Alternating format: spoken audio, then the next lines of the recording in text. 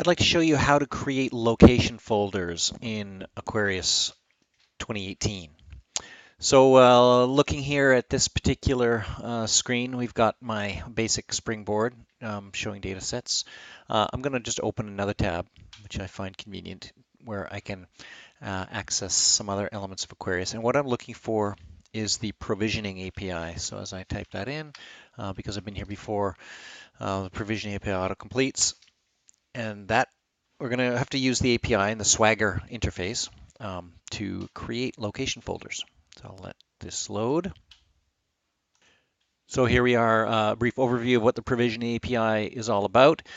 Each of the other APIs also have a similar page, or the publish API and the acquisition API.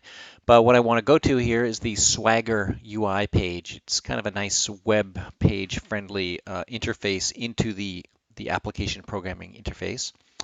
And what I'm looking for is the one here called location folders. So here are the different calls we can make to the API with a description on the right-hand side. If we want to create a location folder, let's click on the post button. And here it just asks us some parameters and letting us know what is required. So to create a location folder, we always have to give it the parent folder. If this is the first time you've been creating a location folder and you want to create it off of the root, that root is all locations. I believe it's like that. And then what name do you want to call it? So let's call it Rocky Basin. And then click try it out.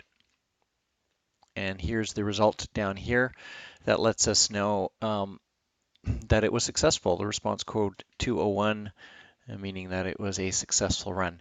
So you see it passed all of this information in to the API and was successful. So now if we go back over to the Aquarius Springboard, and let's go into location details and say we want to move this particular location into this location folder. I'm just going to type in, what was it, Rocky. So as I start to type, it should appear, and there it is. All locations dot Rocky Basin.